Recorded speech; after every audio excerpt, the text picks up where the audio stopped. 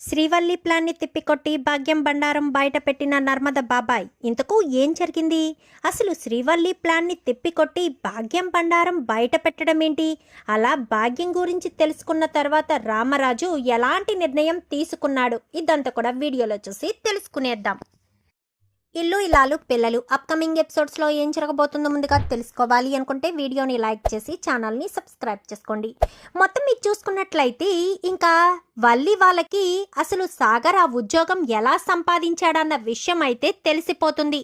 ఇంకా అలా తెలుసుకున్న తర్వాత ఇంకా విషయాన్ని అందరి ముందు బయట పెట్టేయాలని వల్లి చాలా కోపంగా అయితే వచ్చి, ఏం సాధించావనయ్యా పార్టీలు ఇవ్వడానికి అంటూ మాట్లాడేసేసరికి, అమ్మాయి నువ్వు ఉండు అని చెప్పాను కానీ ఏంటి వల్లి దేని గురించి మాట్లాడుతున్నావు అనగానే, అది కాదు మామయ్య గారండి అని చెప్పి చెప్పబోతూ ఉండగా, అది కాదన్నయ్య గారు ఇంట్లో అసలే సమస్యలుగా ఉన్నాయి కదా, ఇప్పుడు పార్టీలు అవి అంటే ఎందుకు అని చెప్పాను కానీ, పార్టీ నేనివ్వట్లేదు వదిన, మా మామయ్య గారు ఇస్తున్నారు అంటూ సాగర్ చెప్తాడు. చెప్పేసేసరికి అమ్మాయి నువ్వుండు అంటూ సైలెంట్ చేస్తుంది వల్లినైతే భాగ్యం సైలెంట్ చేసేసరికి ఇంకా ఏం మాట్లాడాలో అర్థం కాక వల్లి సైలెంట్ అవుతుంది. సైలెంట్ అయ్యేసరికి, పార్టీ ఇస్తున్నారు నాన్న, ప్లీజ్ నాన్న వెళ్ళాలి, అది నేను కావాలని కోరుకోలేదు, నాకు జాబ్ వచ్చిందన్న శుభ సందర్భంగా మా మామయ్య గారు పార్టీ ఇస్తున్నారు అంతే, అంతకు మించి ఏమీ లేదు నాన్న, ప్లీజ్ నాన్న అంటూ బ్రతిమాలేసరికి, నేను రాన్రా, నేను అక్కడికి వచ్చి చేతకాని తండ్రిలా మీ మామయ్య గారి ముందు నిలబడాలి, నీ కొడుకుని నువ్వు గొప్పవాణ్ణి చేయలేదు, నేను గొప్పవాణ్ణి చేశాను అంటూ మీ మామయ్య కాలర్ ఎగరేస్తుంటే నేను బాధపడాలా? నేను అలా ఉండలేను, అక్కడ నలుగురిలో అవమానం పడే కంటే ఇంటి దగ్గర ఉండడమే మంచిది అని ఇంకా మాట్లాడేసరికి, అది కాదు నాన్న అని చెప్పి ఎంత నచ్చ చెప్పాలని సాగర్ ప్రయత్నించినా కానీ వినిపించుకోడు రామరాజు అయితే. ఇంకా వినిపించుకోకపోయేసరికి ఏం చేయాలో అర్థం కాదు. నేను రాను అంటూ మొహం మీదే చెప్పేయడంతో అక్కడి నుంచి సాగర్ బాధపడుతూ వెళ్ళిపోయేసరికి నర్మద కన్నీళ్లు పెట్టుకుంటుంది. ఎందుకంటే రామరాజుని మోసం చేయాలనే ఉద్దేశం నర్మదకు ఎప్పుడూ లేదు.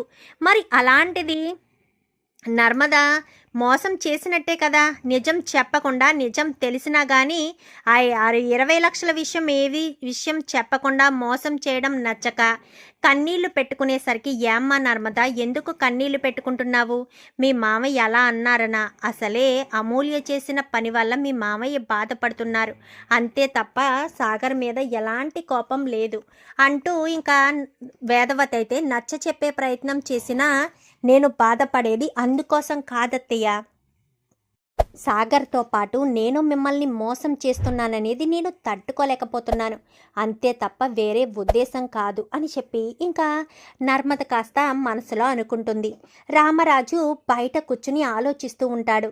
ఏంటండి వాడి మొహం మీద అలాగే కొట్టినట్టుగా చెప్పేశారు, వాడు ఉద్యోగం చేయడం మీకు ఇష్టం లేకపోవచ్చు, కానీ అది వాడికి చెప్తే బాధపడతాడు కదా, మీరు ఎప్పుడూ అంటుంటారు కదా పిల్లల్ని కనగలం కానీ వాళ్ళ తలరాతల్ని కనగలమా అని, అది మీకు అర్థమవుతుందండి అని చెప్పాను కానీ, ఏంటి బుజ్జమ్మ నా మాట నాకే అప్పగిస్తున్నావా, నేను చేతకాని తండ్రిని, పైగా మూటలు మోసుకుని ఒక సాధారణ రైస్ మిల్లు నడిపేవాడిని, అక్కడ ఉద్యోగస్తులు వస్తారు, గొప్ప గొప్ప వాళ్ళు వస్తారు, వాళ్ళందరి ముందు నన్ను చిన్న చూపు చూసినట్టుగా సాగర్ మాంగారు చూసే చూపు నేను తట్టుకోలేను, ఇప్పటికే నా కూతురు చేసిన పని వల్ల సగం చనిపోయాను, ఇంకా మిగిలిన ప్రాణం కూడా పార్టీలో తీసేస్తారు అని చెప్పనేసరికి, అదేంటండి అలాంటి మాటలు మాట్లాడుతున్నారు, సరే మీకు ఇష్టం లేకపోతే రాకండి, కనీసం నేనైనా వెళ్తాను, మీరు వెళ్ళక నేను వెళ్ళకపోతే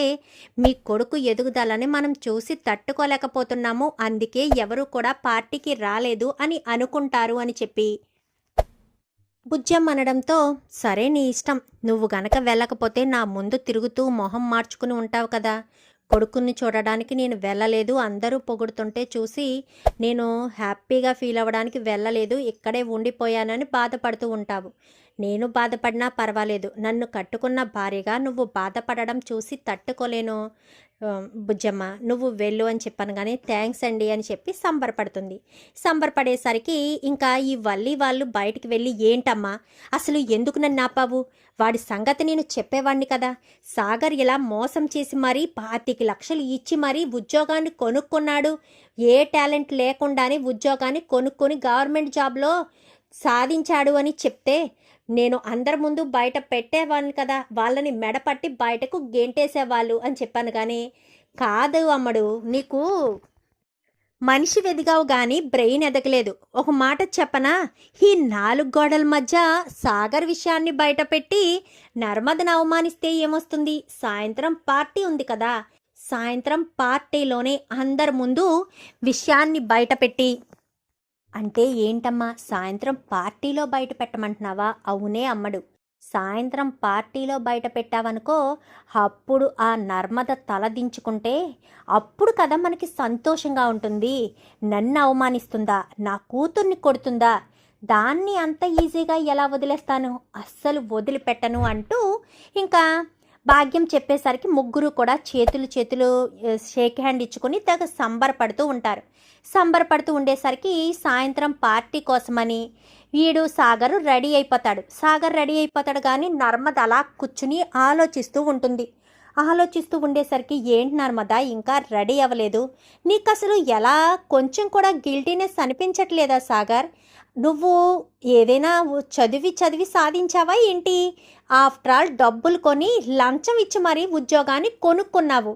నువ్వు అంత హ్యాపీగా ఉన్నావు, కానీ నేను ఉండలేకపోతున్నాను. మావయ్య గారిని మోసం చేసి, అత్తయ్య గారిని మోసం చేసి, అక్కడ వచ్చే బంధువులందరినీ మోసం చేసి, అందరి ముందు నేను నవ్వుతూ సంతోషాన్ని నా ముఖానికి అలంకరించుకుని పులుముకొని నేను నిలబడలేను. నా వల్ల కాదు సాగర్, నేను రాను అనగానే, అదేంటి నర్మద అలా మాట్లాడుతున్నావు? నా భార్యగా నువ్వక్కడ లేకపోతే అందరికీ అనుమానం వస్తుంది. సాగర్ అని మీ నాన్న నన్ను అల్లుడుగా అంగీకరిస్తాడు. దీనికోసమే కదా ఇన్ని రోజుల నుంచి ఎంతగానో కష్టపడ్డాను. నువ్వు చూసావు కదా, నేను చదివే సాధించాలనుకున్నాను, కానీ నాకు అవకాశం దొరకలేదు. అంతే తప్ప నాకు వేరే ఉద్దేశం కాదు, అర్థం చేసుకో అని చెప్పి సాగర్ అయితే నర్మదను బ్రతిమాలేసరికి, నేను రాను సాగర్, నాకిష్టం లేదు అంటూ మాట్లాడడంతో ఈలోపు బుజ్జమ్మ రెడీ అయిపోయి వచ్చేసరికి, ఏంటి నర్మదా ఇంకా ఇలాగే ఉన్నావేంటి? పార్టీకి టైం అయిపోతుంది కదా, రెడీ అవ్వాలి కదా అనగానే, ఎందుకు అత్తయ్య అని చెప్పనేసరికి, అదేంటి నర్మదా అక్కడ సాగర్కి పార్టీ ఇస్తున్నారు, పైగా నువ్వు ఉండాల్సిందే, మీ నాన్నే కదా పార్టీ ఇచ్చేది, మరి రెడీ అవ్వకుండా ఇలానే ఉన్నావేంటి అంటూ మాట్లాడేసరికి, అలా ఏం కాదత్తయ్య, నాకు రావడం ఇష్టం లేదు అంతే అని చెప్పాను. కానీ రావడం ఇష్టం లేదా? ఎందుకు? నీ భర్త గవర్నమెంట్ జాబ్ సంపాదించడం నీకు ఇష్టం లేదా అని బుజ్జమ్మ అనడంతో, అది కాదత్తయ్య, మామయ్య గారు రావడం లేదు, అందుకే నాకు వెళ్ళాలని అనిపించడం లేదు అనేసరికి, మీ మామయ్య గారు మనసు అయితే బాగోలేదు. నేను వస్తున్నాను కదా, మీ మామయ్య రాకపోతే మాత్రం నేను వస్తున్నాను కాబట్టి వెళ్దాం, త్వరగా రెడీ అవ్వను. కానీ ప్లీజ్ అత్తయ్య, నా మనసు ఏమీ బాగోలేదు, నాకు రావాలని లేదని. కానీ ఏం మాట్లాడుతున్నావు నర్మదా, నువ్వు రాకపోతే అందరికీ అనుమానాలు వస్తాయి, రాను అంటే ఎలా కుదురుతుంది అనగానే, అందరినీ మోసం చేసి రావడం నా వల్ల కాదత్తయ్య అని చెప్పనేసరికి, మోసం చేసా? ఏం మోసం చేసి? నువ్వెవరిని మోసం చేస్తున్నావు?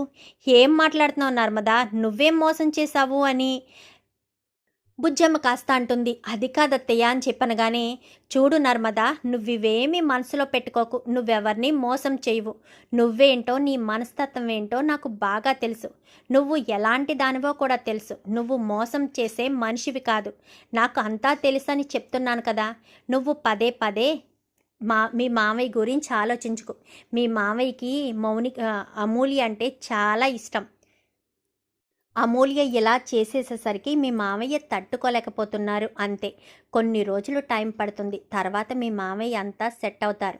రైస్ మిల్కి వెళ్ళలేకపోతున్నారు, అదే రైస్ మిల్కి వెళ్ళడం మొదలు పెట్టారనుకో, ఈ టెన్షన్లు ఏమీ ఉండవు అని మాట్లాడేసరికి, సర్లే అని చెప్పి సరే అత్తయ్య రెడీ అవుతానని నర్మద కాస్త రెడీ అవ్వడానికి లోపలికి వెళ్తుంది. వెళ్ళిన తర్వాత ఇంకా సాగరు బయటకు వచ్చిన తర్వాత ఏంట్రా ఏమైంది అనగానే అమ్మ అంటూ ఇంకా బుజ్జమ్మని పట్టుకుని సాగర్ ఏడుస్తాడు. ఏం జరిగిందిరా నడిపడా, ఎందుకు బాధపడుతున్నావు చెప్పు. మీ నాన్న రావట్లేదనా? మీ నాన్న మనసు బాగోలేదురా, అందుకే రావడం లేదు. మీ నాన్న గురించి నువ్వు ఆలోచించకు, పదే పదే మీ నాన్న ముందు తిరగకు. మీ నాన్నకు కొంచెం బాధగా ఉంది, అందుకోసమని, అంతకు మించి ఏమీ లేదు అంటూ బుజ్జమ్మ కాస్త నచ్చ చెప్తుంది. నచ్చ చెప్పేసరికి ఈలోపు నర్మద కాస్త రెడీ అయ్యి వస్తుంది. మేము కూడా రెడీ అయ్యాము అంటూ భాగ్యం వాళ్ళు వస్తారు. మీరెక్కడికి వస్తున్నారు అనగానే అదేంటి వదిన గారు, సాగర్ మరిది గారు ఉద్యోగం వస్తే రాకూడదా ఏంటి అంటూ మాట్లాడుతుంది. అదేంటి నువ్వు మాట్లాడుతున్నావు, నేను వదిన గారి వాళ్ళని అడుగుతున్నాను, నువ్వెందుకు మాట్లాడుతున్నావు అనగానే అదేంటి అత్తయ్య గారు, మా అమ్మ వాళ్ళు రాకూడదంటారా ఏంటి? మా అమ్మ వాళ్ళు కూడా ఇంటికి సంబంధించిన వాళ్ళే కదా, అయినా ఎందుకు వాళ్ళని రమ్మండం? అయినా పిలిచింది మనల్ని, మనం మాత్రమే వెళ్ళాలి, వాళ్ళు పిలిచిన వాళ్ళే వెళ్ళాలి తప్ప అందరూ రాకూడదు. ఏంటల్లుడు, నువ్వు ఉద్యోగం సాధించినందుకు మాకు మాత్రం సంతోషంగా లేదా?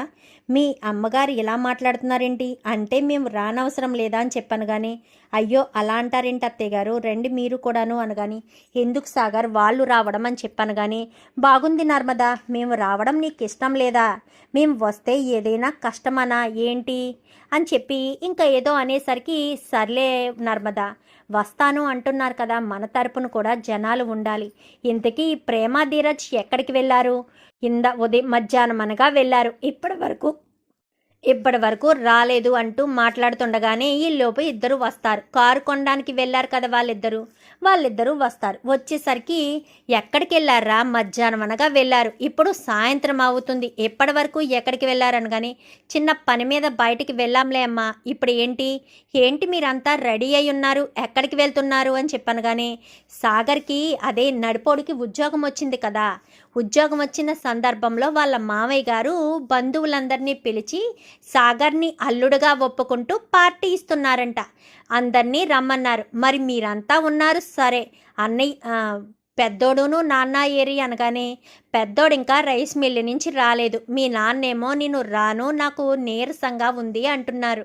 నేను కూడా నాన్నను చూసుకుంటూ ఉండిపోదామనుకున్నాను రా, కానీ నేను కూడా రాకపోతే బాగోదు కదా, కొడుకుకి ఇలా పార్టీ ఇస్తున్నప్పుడు రాలేదు అన్న నింద పడుతుందని నేను వస్తున్నాను అనగానే, మీరింకా ఎప్పుడు రెడీ అవుతారు, ఎప్పుడు వస్తారు అనగానే, మీరు వెళ్ళండి మేము వస్తాము, మేమిద్దరం బండి మీద వచ్చేస్తాంలే అని చెప్పాను కానీ, అవునత్తయ్య మీరు వెళ్ళండి మేమిద్దరం వస్తామని ప్రేమ ఇద్దరు కూడా వెళ్ళిపోతారు. ఏమైంది నర్మదక్క, ఎందుకంత డల్గా ఉన్నావు అనగానే, ఏమీ లేదు అని చెప్పనేసరికి, నర్మదంతే డల్గానే ఉంటుంది అనగానే, పార్టీకి వెళ్ళడంతో హుషారు వచ్చేస్తుందిలే చెల్లి అని చెప్పి వల్లి అంటుంది. అనేసరికి సర్లే అని వీళ్ళిద్దరూ లోపలికి వెళ్ళిపోతారు. ఇంకా వీళ్ళంతా కూడా పార్టీకి వెళ్తారు. పార్టీకి వెళ్ళిన తర్వాత ఇంకా ప్రేమ ధీరజ్ ఇంటి దగ్గరే ఉన్నారు కదా, ప్రేమ ఆలోచిస్తూ ఉంటుంది, నర్మదక్క ఎందుకు అంత డల్గా ఉంది? నర్మదక్కకు సాగర్ బావగారు ఉద్యోగం వచ్చింది అన్న విషయం చెప్పడానికి అప్పుడు చాలా ఎగ్జైట్మెంట్ తోటే నాకు ఆ విషయం చెప్పింది, మరి ఇప్పుడెందుకు ఆ సంతోషం ఆ ఆనందం నర్మదక్క ముఖంలో కనిపించట్లేదు? అసలు నర్మదక్క ఆలోచన ఏంటి? నర్మదక్క దేని గురించి ఆలోచిస్తుంది, ఎందుకంత డల్గా ముభావంగా ఉంది అని చెప్పి ఇంకా ఆలోచిస్తూ ఉండేసరికి, ఏ కొత్తి ఏంటి ఇంకా రెడీ అవ్వలేదు, అక్కడికి వెళ్ళాలి కదా అనగానే, లేదు ధీరజ్ రెడీ అవుతాను అనగానే, వెళ్ళు నువ్వు అద్దం ముందు నిలబడితే గంట సేపు కానీ రెడీ అవ్వవు, మనం వెళ్ళేలోపు అన్నీ అయిపోతాయి, ఆకులు ఎత్తేసి వచ్చేయడమే. అసలే మా నడుపోడు ఉద్యోగం సంపాదించినందుకు వాళ్ళ మాంగారు పార్టీ ఇస్తున్నారు, మనం వెళ్ళకపోతే ఎలా కుదురుతుంది, ఖచ్చితంగా వెళ్ళి తీరాలి అని మాట్లాడేసరికి సర్లే అనుకుంటూ ఇంకా రెడీ అవుతుంది. రెడీ అయిన తర్వాత పద వెళ్దామా అనగానే, సరే పద వెళ్దామని ఇంకిద్దరు కూడా రెడీ అయ్యి బయటకు వచ్చేసరికి పెద్దోడైతే వస్తాడు. ఏంట్రా ఎక్కడికైనా వెళ్తున్నారా, జాగ్రత్తగా వెళ్ళిరండి అనగానే, అదేంట్రా నీకు వదిన ఫోన్ చేసి చెప్పలేదా అని చెప్పనేసరికి, మీ వదిన ఎక్కడికి వెళ్ళింది, మీ వదిన ఫోన్ చేసి చెప్పడానికి, వల్లి అంటూ మాట్లాడడంతో, వదిన ఫంక్షన్కి పార్టీకి వెళ్తున్న విషయం కూడా నీకు తెలీదా? పార్టీయా? ఏం పార్టీరా? అదే నడిపొడికి గవర్నమెంట్ ఉద్యోగం వచ్చింది కదా, వాళ్ళ మామయ్య పార్టీ ఇస్తున్నాడంట. అందరూ కట్టకట్టుకుని మరీ వెళ్ళారు కదా. నాకొక్క మాట కూడా చెప్పలేదురా. మరి ఇలా వెళ్తున్నానన్న మాటైనా నాకు చెప్పాలి కదా. ఏంటో ఇవ్వాలి, ఎంతసేపు వాళ్ళ అమ్మను పట్టుకునే వేలాడుతూ ఉంటుంది. పెళ్లి చేసి అత్తవారింటికి పంపించినా వాళ్ళమ్మతోనే తిరుగుతూ ఉంటుంది. ఇంకెందుకు పెళ్లి చేసిందో ఏంటో అనుకుంటూ ఇంకా పెద్దోడు కాస్త లోపలికి వెళ్ళిపోతాడు. సరే ప్రేమ పద అని చెప్పి ఇద్దరు కూడా బయలుదేరిపోతారు. అక్కడికి వెళ్ళిన తర్వాత నర్మద చాలా సీరియస్గా, అంటే డల్గానే నిలబడి ఉంటుంది. ఏంటమ్మా నర్మద, నువ్వు ఇలా ఉంటే అందరికీ అనుమానం వస్తుంది. ఇప్పటికే నర్మదేంటి అలా ఉంది, నర్మదేంటి ఈ డల్గా ఉంది అని అందరూ నన్ను ప్రశ్నిస్తున్నారు. ప్లీజ్ నర్మద, ఈ ఫంక్షన్ ఏర్పాటు చేసింది సాగర్ని అల్లుడుగా అంగీకరించడం కోసం. నువ్విలాగే డల్గా ఉంటే అందరికీ అనుమానం వస్తుంది నర్మద. ప్లీజ్ నువ్వు అసలు ఇలా ఉండొద్దు, కొంచెం హ్యాపీగా ఉండు అని ఎంతగానో నచ్చ చెప్తాడు. ఇంకా ప్రసాదరావు అయితే ఎంత నచ్చ చెప్తే మాత్రం ఏముంది, సైలెంట్గానే ఉంటారు. ఇంకా ప్రసాదరావు, నేను మీ అందరికీ ఒక విషయం చెప్పాలి. మీ అందరికీ ఈ పార్టీ ఇవ్వడానికి ముఖ్యమైన కారణం నా అల్లుడు సాగర్ అని చెప్పి మాట్లాడేసరికి, సాగర్ గురించి చెప్పడం కోసమే నేను ఇదంతా పార్టీ ఏర్పాటు చేశాను. మా అమ్మాయి ప్రేమించి పెళ్లి చేసుకుని ఇంట్లోంచి వెళ్ళిపోయిందన్న విషయం మీ అందరికీ తెలుసు కదా. తను గవర్నమెంట్ ఉద్యోగస్తుడితోనే ఇంట్లోంచి వెళ్ళిపోయింది. నా అల్లుడు కూడా గవర్నమెంట్ ఉద్యోగాన్ని సాధించాడు అని చెప్పనేసరికి, అన్నయ్య గారు ఒక మాట అని చెప్పనగా బావగారు ఒక మాట అనేసరికి, ఏంటి ఎవరు మీరు అని చెప్పాను. కానీ నేను వల్లి వాళ్ళ అమ్మని అనగానే మీరేం మాట్లాడతారు, ఒక్కసారి మైక్ ఇస్తే నేను మాట్లాడతానని ఇంకా వెళ్ళబోతూ ఉండగా ఈవిడ మైక్ తీసుకుని ఏం మాట్లాడుతుంది అని ధీరజ్ అనుకుంటాడు. ఈవిడి పైకి వెళ్తుందంటే ఏదో తేడా ఉంది అని ప్రేమ అనుకుంటూ ఉండగానే నర్మద దగ్గరికి వచ్చి, ఏంటక్క ఈవిడ మైక్ తీసుకుని ఏదో మాట్లాడడానికి సిద్ధపడుతుంది, ఈ వల్లి కూడా తనతో పాటు వెళ్తుంది, ఏదైనా కొంప మునిగే పని ఏదైనా చేస్తున్నారా ఏంటి? వీళ్ళ ఎప్పుడూ చావు తెలివితేటలే, ఎదుటి వాళ్ళు కొంపల ముంచే పని చేయడమే తప్ప ఎదుటి వాళ్ళని పొగడడం వీళ్ళకి అస్సలు అలవాట్లేదు, ఇదేదో తేడాగా ఉందక్క అంటూ ఇంకా ప్రేమ మాట్లాడుతూ ఉండగానే, అదే ప్రేమ నాకు అర్థం కావట్లేదు అని అనుకుంటూ ఉండగానే నర్మదా శ్రీవల్లి ఇటు భాగ్యం ఇద్దరు నడుచుకుంటూ వెళ్తూ ఉండగా కరెక్ట్గా అదే సమయానికి వాళ్ళ బాబాయి ఫోన్ మాట్లాడుకుంటూ వాళ్ళ ముందు నుంచి వెళ్ళబోయేసరికి అతన్ని వీళ్ళిద్దరూ వెళ్ళి డాష్ ఇస్తారు, గుద్దేసేసరికి అతను ఫోన్ పడిపోతుంది. అతను ఇలా ఫోన్ తీసుకుని వీళ్ళొంక అలా చూస్తూ ఉండిపోయేసరికి వీళ్ళిద్దరూ తెగ టెన్షన్ పడిపోతూ ఉంటారు. మీరేంటిక్కడ అని చెప్పి అనేసరికి, మీరేంటిక్కడ అని అడుగుతున్నారేంటి, ఇంతకీ మీరెవరు అనగానే, ఆయన మా బాబాయ్ అత్తయ్య అని చెప్పి గబగబా నర్మద ముందుకు వెళ్తుంది. మీరేంటిక్కడ అంటూ అతను నోరు కొంచెం బేస్ పెంచి మాట్లాడతాడు. అన్నయ్య గారు, ఈయన వీళ్ళు అనేసరికి, వాళ్ళెవరో కాదు నర్మద తోటి కోడలు అలాగే వాళ్ళ అమ్మ అని చెప్పాను. కానీ వీళ్ళు నర్మద తోటి కోడలు వాళ్ళమ్మ, అసలు వీళ్ళు ఎలాంటి వాళ్ళో తెలుసా, వీళ్ళు ఎవరో తెలుసా అని చెప్పి అతను వాయిస్ బేస్ పెంచి మాట్లాడేసరికి, ఏంటి బాబాయ్ ఏం మాట్లాడుతున్నావు, వాళ్ళ గురించి నీకేం తెలుసు అనగానే, వాళ్ళ గురించి నాకు మాత్రమే తెలుసు, వాళ్ళు ఎలాంటి వాళ్ళో నాకు మాత్రమే తెలుసు. అవును, మీ ఆయన ఉంటాడు, నీ చిన్న కూతురు ఉంటుంది, ఎక్కడున్నారు వాళ్ళు అని చెప్పనగానే ఈలోపు పొట్టోడు పక్కకు తప్పుకుంటూ ఉండగానే ఆయ్ అని చెప్పి గసిరేసరికి ముందుకొస్తారు. ముగ్గురు నిలబడేసరికి, ఏంటిదంతా, మీరెక్కడేంటి, మీరు నర్మద వాళ్ళ తోటికోడలు వాళ్ళ అమ్మ వాళ్ళ, అసలు నర్మద అలాంటి వాళ్ళ ఇంటికి కోడలుగా వెళ్ళిందా అని చెప్పాను. కానీ ఏం మాట్లాడుతున్నారు, ఎలాంటి వాళ్ళ ఇంటికి కోడలుగా వెళ్ళడం, రామరాజు గారు మీకు తెలుసు కదా, రైస్ మిల్లు నడుపుతారు అనగాని, తెలుసు రామరాజు తెలుసు అనగాని, రామరాజు గారే మా ఆయన, నర్మద వాళ్ళ మామయ్య అని చెప్పాను. కానీ ఏంటి ప్రసాదరావు, రామరాజు కొడుక నర్మద పెళ్లి చేసుకుంది అనగానే, అవును తమ్ముడు అని చెప్పి ప్రసాదరావు అయితే చెప్తాడు. చెప్పేసరికి నర్మద చేసుకున్నవాడు బాగానే ఉంది, రామరాజు కూడా కింద నుంచి పైకి వచ్చిన వాడే, కానీ వీళ్ళు ఆయనకి వియ్యంకులు ఎలా అయ్యారో నాకు అర్థం కావట్లేదు అసలు వీళ్ళ గురించి నీకేం తెలుసు బాబాయ్ అనగానే, వీళ్ళ గురించి నాకెందుకు తెలియదమ్మా, వీళ్ళ పుట్టు పూర్వత్రాలన్నీ కూడా తెలుసు. వీళ్ళు మా ఇంట్లో పని చేసేవాళ్ళు. అక్కడి నుంచి మా ఇంట్లో 10 కాసుల బంగారం దొంగతనం చేసుకుని పారిపోయారు. వీళ్ళ మీద మా ఊర్లో పోలీస్ కంప్లైంట్ కూడా ఇచ్చాను. వీళ్ళ నలుగురు మా ఇంట్లో పని వాళ్ళే. వీళ్ళ ఆయన ఏదో సైకిల్ మీద ఇడ్లీలు అమ్ముతూ ఉండేవాడు. వీళ్ళిద్దరు కూతుర్లు మా ఇంట్లో పని వాళ్ళగా ఉండేవారు. ఎప్పుడు ఏ పని చెప్పినా కానీ ఏదో ఒక గొడవలు పెట్టడానికే చూసేవారు. ఒకరోజు వీళ్ళ మీద కోపం వచ్చి వీళ్ళని ఇంట్లోంచి వెళ్ళిపోండి, మాకు ఏ పని చేయనవసరం లేదు, వేరే వాళ్ళని పెట్టుకుంటాను అని చెప్తే మా ఇంట్లో దొంగతనం చేసి మరీ పారిపోయారు. వీళ్ళ బ్రతుకులే ఇంత, వీళ్ళెలా రామరాజు గారు ఇయ్యంకులయ్యారో అర్థం కావట్లేదు అంటూ మాట్లాడుతూ ఉండగా కొడుకుని గొప్పగా పొగుడుతూ ఉండడం, కొడుకు గురించి గొప్పగా మాట్లాడడం విందామని రామరాజు చాటుగా వస్తాడు, ఎవరికీ తెలియకుండా. అక్కడికి వచ్చిన తర్వాత వీళ్ళ మాటలు వినడంతో రామరాజు ముందుకొచ్చేసరికి రామరాజు గారు మీరా అని చెప్పాను కానీ అవును నేనే అని చెప్పి ముందుకొచ్చిన తర్వాత వీళ్ళ గురించి ఏంటి మాట్లాడుతున్నారు అనగానే, అవును రామరాజు గారు, వీళ్ళే మా ఇంట్లో 10 కాసుల బంగారం కొట్టేసి దొంగతనం చేసి మరీ వెళ్ళిపోయారు. ఇలాంటి వాళ్ళని వియ్యంకులుగా చేసుకోవడం ఏంటండి? వీళ్ళకి తిండి తినడానికి కూడా ఏమీ డబ్బులు ఉండవు, ఇంట్లో పనులు చేసుకునే వాళ్ళు. వీళ్ళు మీకు ఇయ్యంకులు ఎలాగయ్యారో నాకు అర్థం కావట్లేదు. మీరు ఏదైనా మోసపోయి ఉండొచ్చు. వీళ్ళకి మోసం చేయడం బాగా అలవాటేలేండి. వీళ్ళకి మోసం చేయడం వెన్నతో పెట్టిన విద్య అంటూ మాట్లాడేసరికి అతను చెప్పేది నిజమేనాను కానీ అది అన్నయ్య గారు అని చెప్పనేసరికి, ఏంటి భాగ్యం నీ పుట్టు పూర్వత్రాలు చెప్పాను కదా, ఇంకా చెప్పనా, పోలీస్ స్టేషన్లో కంప్లైంట్ ఇచ్చాను కదా, ఆ కంప్లైంట్ కాపీ కూడా నా దగ్గర ఉంది అంటూ ఇంకా వెంటనే తన ఫోన్లో ఉన్న కంప్లైంట్ కాపీ వాళ్ళింట్లోని పనివాళ్ళుగా ఉన్నప్పుడు తీసిన ఒక ఫంక్షన్ వీడియోలో వాళ్ళు కాఫీలు టీలు సప్లై చేయడం, అది వీడియో చిన్న షార్ట్ వీడియో ఉంటే అది చూపించేసరికి రామరాజు ఒక్కసారిగా షాక్ అయిపోతాడు.